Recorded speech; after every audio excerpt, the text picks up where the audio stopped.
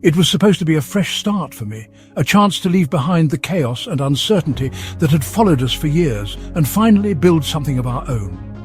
My two children, Thomas and Lily, deserved a place to call home, somewhere we could all feel safe and start over together. We found a worn house in Gary, Indiana, its paint peeling, wild weeds choking the yard, windows clouded with dust.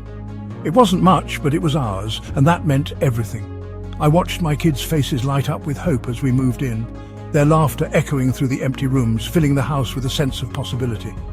That first night, we ate pizza on the living room floor, surrounded by boxes and bare walls. The sound of their laughter bouncing off the emptiness made the place feel less lonely, almost warm.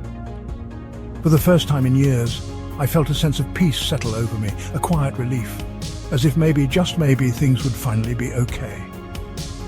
I let myself imagine the future, summer barbecues in the backyard, Christmas lights twinkling through the window, birthdays and quiet evenings spent together. I pictured us making happy memories in every corner. But even in those first hopeful days, something about the house felt off, like a faint chill that never quite left, a heaviness in the air that I couldn't explain. Sometimes I get a shiver walking down the hallway, or catch a shadow flicker at the edge of my vision, gone before I could really see it.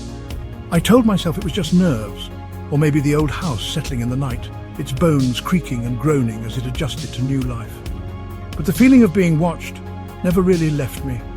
Sometimes it felt like the house itself was holding its breath, waiting.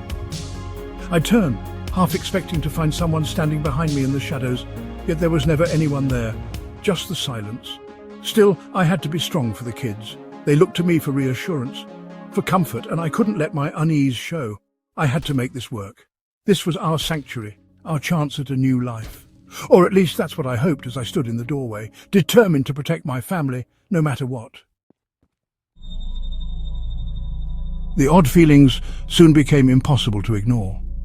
It started as a subtle unease, a prickling at the back of my neck whenever I walked through the house alone. The silence felt too thick, as if the walls themselves were holding their breath, waiting for something to happen. Each room seemed to hum with a quiet tension, and shadows lingered in corners longer than they should. The air felt charged, heavy with secrets. I found myself shivering even when the heater was on. My hands would tremble for no reason, and I'd catch myself glancing over my shoulder, half expecting to see someone or something standing there.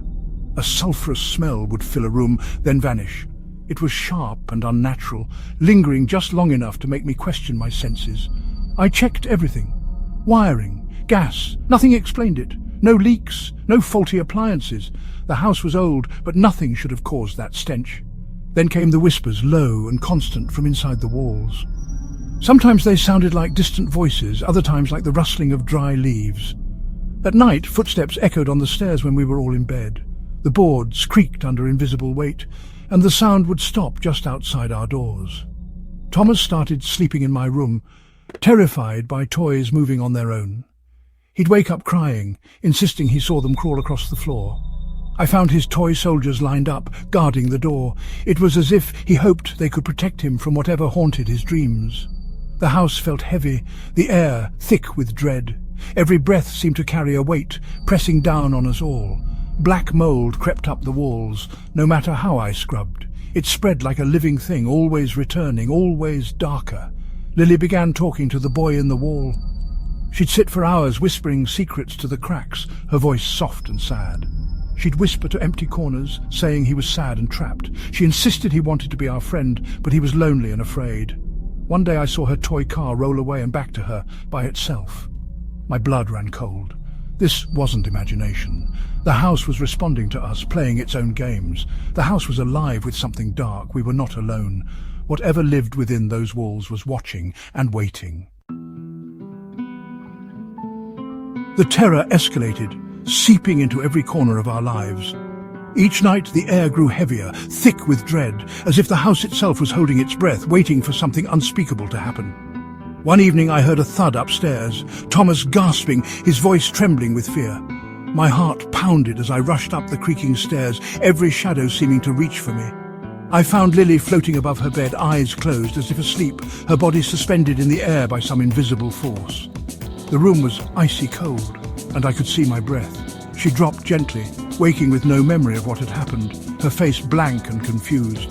as if she'd just returned from a distant place. After that, shadows appeared, solid, human-shaped, watching from doorways.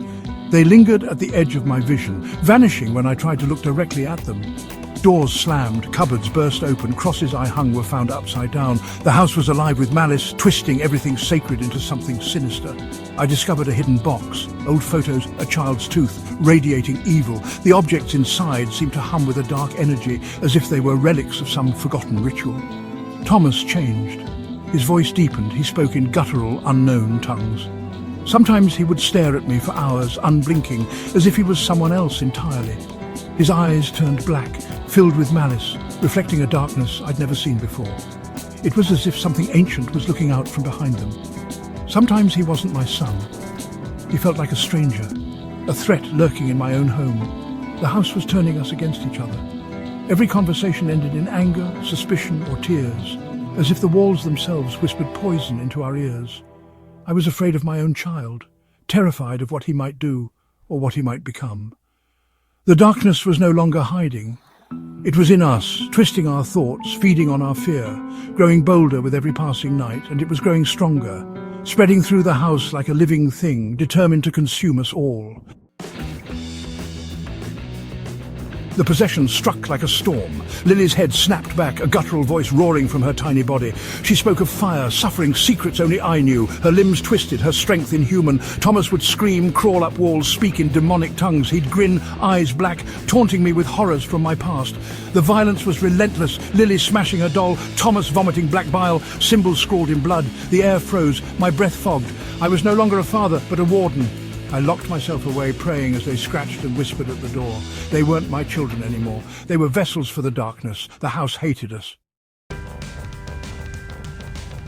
I broke and called a priest. He said the house was a gateway for evil, not just haunted, but infested. The exorcism was a war. Lights exploded, walls bled, my children screamed blasphemies. Holy water sizzled on their skin.